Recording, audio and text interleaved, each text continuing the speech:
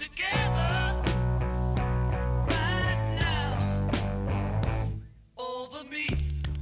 This story is about a blended community.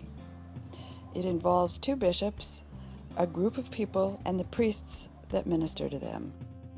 The history as we have received it is that the two bishops, the Bishop of Richmond, Walter Sullivan, and the Bishop of the Diocese of Southern Virginia, David Rose, we were friends, and they were in a meeting, and there was discussion. This is shortly after Vatican II, and they were also both planning to build a new church each in Virginia Beach. Land's very expensive. Apparently the conversation was, how can we do this that would allow us to not spend for two buildings and two pieces of property? As of November 1st, 1977, Bishop Sullivan took the bold move, along with Bishop David Rose, to create the community Church of the Holy Apostles. It happened because of a need and a dream.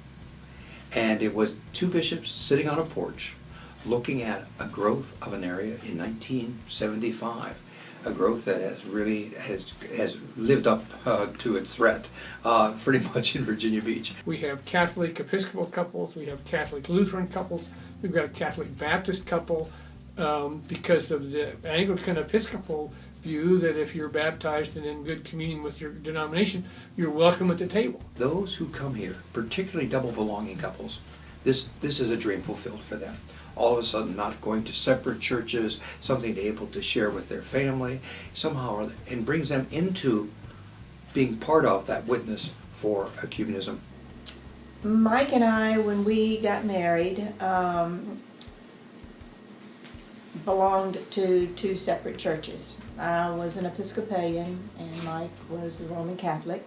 And we, of course, came from two families that were very strong in both religions. And so we moved here. Mike went to a Roman Catholic church on Sundays. I went to an Episcopal church on Sundays. And we happened to read in the paper about this Church of the Holy Apostles getting its start in November of 1977. And at the time, we had a daughter who at that time was 4 years old, and of course we had to have her baptized in a Roman Catholic church, Mike's church, and so we decided to try it out. I think what it is this people come together and they begin to realize that ecumenism is not just on the hierarchical church level, it's where families live. I mean, every family has experiences of intermarriage, that type of thing, ecumenical or in some cases interfaith marriages. We've worked very hard to find prayers of the same kind of language style so that you don't get a jarring, change in the context, but people can hear that, and we say as much together as we can say together. My feeling is that it shows what the real possibilities are. I think that we just discover an excitement, at least for me, in terms of my ministry. I just see it's kind of saying this is where we need to be.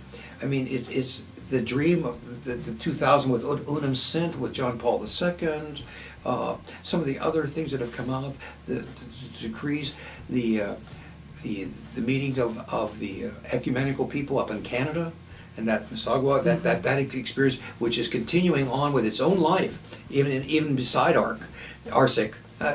It's looking at ways, and you get at a certain point where you say, what's stopping us? Well, this is just a wonderful place. It's and you can't help but feel welcomed. I don't think we would have lasted going to separate church, or one of us would have just said, the heck with it, and given up, and we would have gone to one of the churches. Mm-hmm.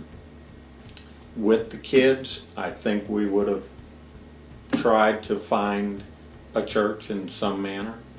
I don't think our framework was such that we would have gone to a non-denominational church. we would have stayed within one of our two faiths. And we'd have made something work, but we did not have to make that decision. So, Which was great. As you read the statistics, there are more and more marriages of mixed faith, for the opportunity for couples to raise their children that way, to worship at the same space. We say here every Sunday that we think that's what God's calling us to be, and this is an opportunity, I think, that God's given us through those two bishops and the priests who've been here since then, to show a way that it might work. If Rome and Canterbury were to get together, in the foreseeable future, there would be some groundwork laid. Well, how do they do it? What do we do to get there? And had we, I think, used I don't want to say best is the wrong word, but the most touching, the most moving parts of both liturgies to put them together. What a blessing Holy Apostles is for its members, and what a model it could be for other bishops to emulate. I loved visiting and worshiping there, and was truly amazed at what a seamless blend it was, both liturgically and culturally. It was an exciting, lively place to worship. That rich experience of visiting a shared congregation leads me to more and more see the Christian Church and its mission through an ecumenical lens. That lens changes everything and brings into focus how much more that we can and should be doing together.